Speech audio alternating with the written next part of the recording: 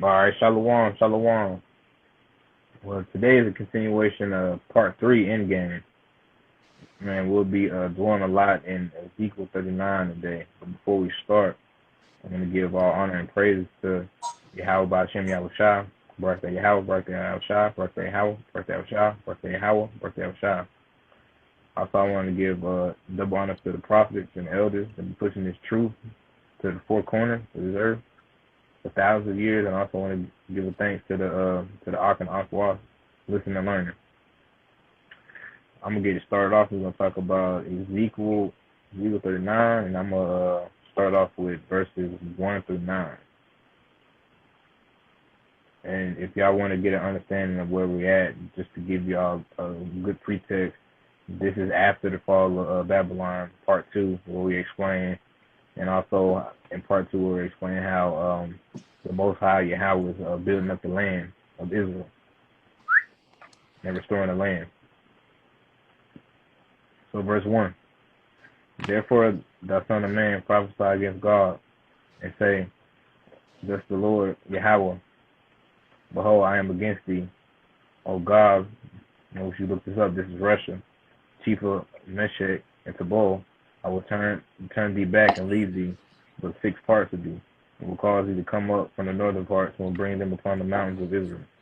And I will smite them thy bow out of the left hand, and I will cause thy arrows to fall out of the right hand, and they shall fall upon the mountains of Israel, and all thy bands and all people that is with thee, and I will give thee up to the ravenous birds and every sort, and to the beasts of the field to be devoured. So basically, you got to understand, just like we were talking about, you have the nations that are cleaving on to Yasserata at this time. They're helping building up the nation, but you also got different nations at this time that are still present. You have Russia, you have China, you have NATO and Europe. So you have Russia, and their job is they want to get control of the Middle East too. So you gotta understand the Most High is going to be building this place up when He's bringing His people back. But also Russia, they're going to be trying to interfere with this, which is Gog. That's the Gog He's talking about, and He's talking about Gog going to be coming from the north. And if you look at the map, Russia is right above. And if you understand Russia, they're going to be coming with their allies in some sort, and they're going to be trying to have that great battle in the Middle East, so-called Middle East. And verse 5. Oh, and before I go to verse 5, also, when they have this great battle in the Middle East and they come up to Israel to try to take advantage and try to get that land, they're going to be met with many stumbling blocks. That's what the Most High was talking about. Like their bows or their guns or everything they have, their weaponry, it will fail on them, and they'll be made defenseless. And they'll be made to starve, and they'll be in the woods and starving with no weaponry and no supplies, and they'll be given up to the birds and the beasts. That's what he's talking about. Like they'll be given up in the wilderness, because when they try to come over there, they'll get stuck in the wilderness. The Most High will make a hard passage for them. They'll lose all their equipment and things of this nature. And verse 5, they shall fall upon the open in the field where I have spoken it, said Yahweh. I will send a fire upon Magog. The same as Magog, Gog. Similar. Magog and Gog is just talking about the alliance of Russia, the different alliances of Russia, which would be certain parts of the Middle East and also China, with their certain allies with China. That's all that's pertaining to. And among them to dwell carelessly in the isles, and they shall know that I am Yahweh power. So I'll make my holy name known in the midst of Yasharallah, and I will not let them pollute my holy name anymore. And the heathen shall know that I am Yahweh power, the Holy One of Yasharallah. Behold, it is to come. It is done, said Yahweh power, that in the day of where I have spoken, and they that dwell in the city of Yasharallah shall go forth and shall set fire and burn the weapons, and both shields and bucklers and bows and the arrows and the handstaves and spears, and shall burn them in the fire for 7 years. And I'll take verse 10. So that they took no wood out of the field, and so they cut down any of the forests, and so they burned the weapons with fire, and shall spoil them, and rob those that robbed them, saith the Lord. So what you gotta understand, the Most High is going to make his name known again among us and also among the heathen. So anybody at this time that is coming against the Most High, because you're going to have, just like I said before, you're going to have Russia. They're going to be coming from the north, and they're going to be trying to That's what he's talking about. They're going to be coming to the land trying to ravage everything, to take everything. So you got to understand the Most High is going to be using his will to show all the transgression and everybody that's coming against him with his anger that he is the power. He is the one who formed. He is the midst of Israel, Yasharallah. And I'll let Brother Darren take over to verse 11. Oh, yeah. Also, when he's talking about the 7 years, it's because he has to cleanse the land. Exactly. Yeah. So 11. It shall come to pass in that day that I will give unto Gog a place thereof, graves in Israel, the valley of the passengers on the east of the sea, and it shall stop the noses of the passengers. And there shall they bury Gog and all his multitude, and they shall call it the valley of Hamon-Gog. So I mean that was clear as day. He just letting you know that's how many bodies is going to be. It's gonna reek. It stinks so bad. The body, the people of God. 12 and 7 months shall the house of Israel be burying of them, that they may cleanse the land. You know how many bodies it has to be for you to bury seven? Take 7 months to bury people. That's a lot of bodies. That's a lot. 13. Yea, all the people of the land shall bury them, and there shall be to them a renown the day that I shall be glorified, saith Yahweh power. And they shall sever out men of continual employment passing through the land to bury with the passengers those that remain upon the face of the earth, to cleanse it after the end of 7 months shall they search. So right there, he's just talking about how they take 7 months for the house of Israel, to bury these individuals. They're also going to be hiring individuals to help them bury them. And all while this is going, we're still going to be giving praises, power, and glory and thanks to Yahweh Bahashim Yahweh Shah. 15. And the passengers that pass through the land, when any seeth a man's bone, then shall he set up a sign by it, till the birds have buried it in the valley of Hamon-Gog. And also the name of the city shall be Hamanoah. Thus shall they cleanse the land. And thou, son of man, thus saith Yahweh power, speak unto every feathered fowl and to every beast of the field, assemble yourselves and come. Gather yourselves on every side to my sacrifice, that I do sacrifice for you, even a great sacrifice upon the mountain of Israel, that you may eat flesh and drink blood. So basically, he's going to give their bodies to the birds. They're going to be like dung. They're just like leftovers. Like they don't deserve a proper, burial. But he got to cleanse the land, and whatever's left, he's just going to let the fowls eat. Just like he said in verse 4, he said he's going to let the beast and the fowl devour the bodies. 18. Ye shall eat the flesh of the mighty and drink the blood of the princes of the earth, of rams, of lambs, and of goats, of bullocks, all of them fatlings of Bashan.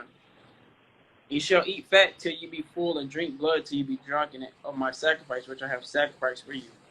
Thus ye shall be filled at my table with horses and chariots, with mighty men, and with all men of war, saith Yahweh power. And I will set my glory among the heathen, and all the heathen shall see my judgment that I have executed in my hand that I have laid upon them. So basically what he's saying is it's going to be a terror to all the other nations. Shalom. And what he's saying is, basically he's going to give the fowls. That's going to be his sacrifice given to the birds and such.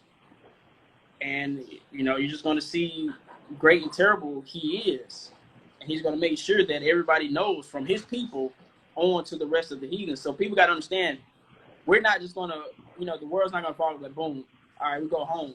You still got stuff to do. So our people still going to be living on this earth, but we're going to be dwelling in Israel for about a good 7 years and some months.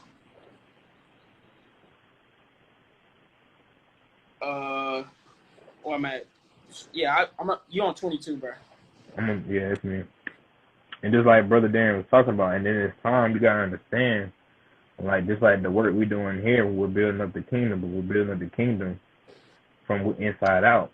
Then we got to get to the point we're going to start building the kingdom physically. We got to start We got to start setting up our borders. We got to start moving people out. You know, all this stuff has to get done, and it's not gonna get done by itself.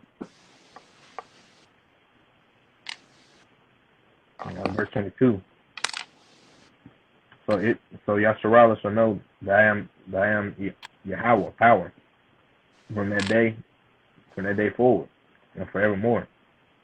And the heathen shall know that the house of Yasharallah went to captivity for their iniquity, because they trespassed against me. For therefore I hid my face from them, and I gave them into the hand of their enemies. So they fell all by the sword, according to their uncleanness. According to their transgressions I have done unto them, and hid my face from them. Therefore said Yahweh power, now I will bring again the captivity of Jacob, and have mercy upon the whole house of Yasharallah, and I will be jealous for my holy name. 26. After that I have borne their shame and all their trespasses, whereby they have trespassed against me, whereby they dwelt safely in their land. Now made and none made them afraid. And I have brought them again from the people that gathered them out of the enemy's land, and I sanctify them in the sight of many nations. Then shall they know that I am Lord, their power, Yahweh, which caused them to be led into captivity among the heathen. But I have gathered them unto their own land, and have left none of them any more there. Neither will I hide my face any more from them, for I have poured out my spirit into the house of Yasharallah, said Yahweh power. So people have to understand that the Most High is going to be showing Yasharallah mercy at this time. He's going to be letting us get restored, just like this time right now. He's showing us mercy. He's trying to get us to build ourselves up, to correct our wrongs, to repent, and to help build the kingdom. That's what he's talking about. He's going to have mercy on us, and he's going to be hard on other nations, because we already went through our punishment. Our punishment was going into captivity. So now it's time to get out of captivity. Now it's time to leave. Now it's time to flee.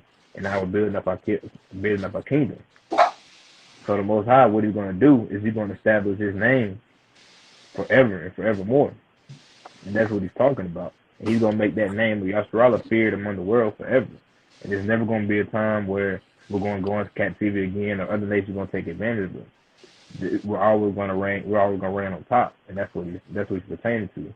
And he's letting us know the reason why we went to the hands of the enemy, because we trespassed him. We didn't follow the law. We didn't follow his word. We didn't follow what he told us to do. And if we did, we'll be in good status, just like we're going to be. And I'll let Brother Darren close it up. Yeah, he touched on it. Like, what I was trying to get people to understand is verses. If I was y'all, I would highlight Ezekiel 39, 22 through 24, because that's major. Mm-hmm. But then it's letting you know why the children of Israel went into captivity and such. And so people got to understand, like, the law still stands. I can't remember the verse. It talks about how Saul transgressed. Like, sin is the transgression of the law. So if people be like, oh, you know, the law's done away with, but you can still sin. Well, what is sin?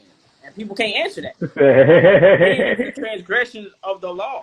Like, and I got a picture about the New Testament. I'll probably post it some other time or whatever. But I got a picture that's giving verses in the New Testament that's telling you about the laws. But a lot of people skip over the thing about Matthew 5 and 17.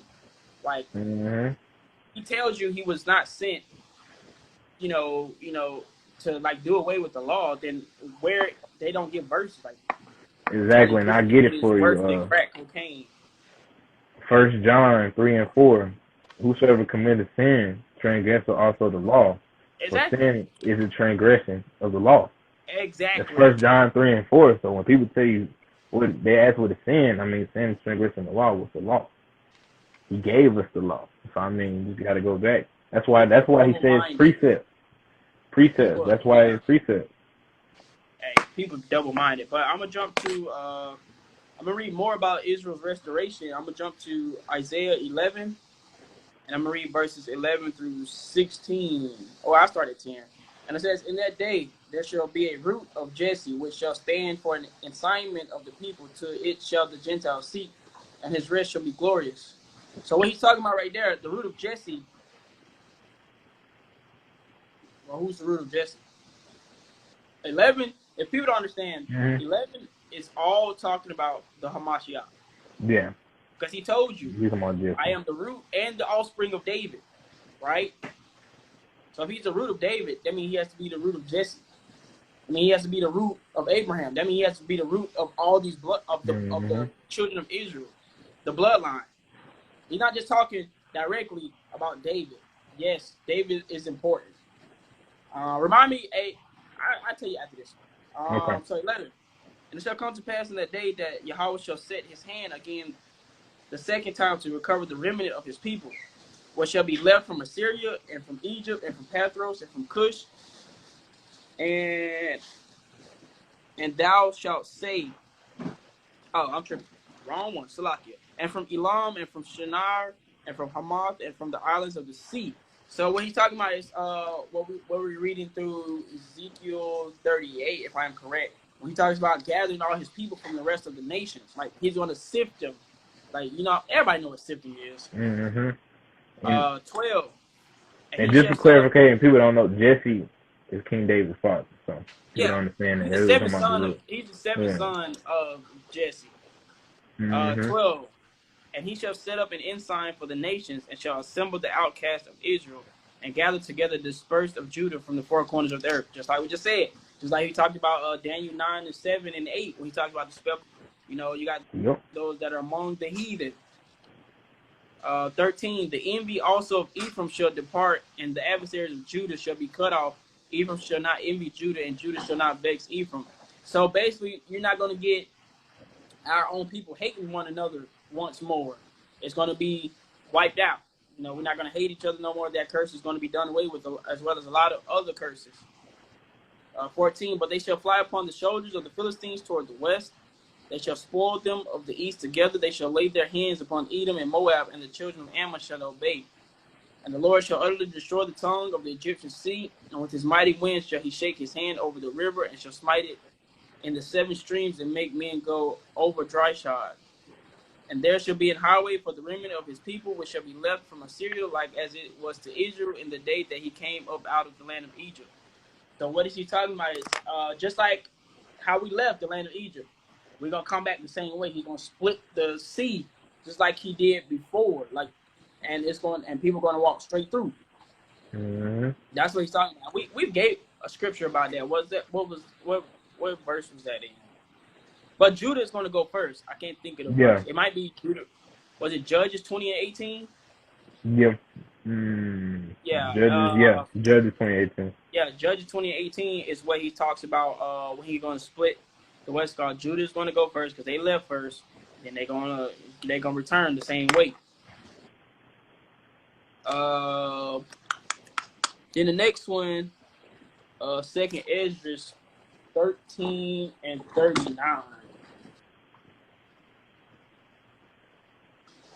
But yeah, just like what he's talking about.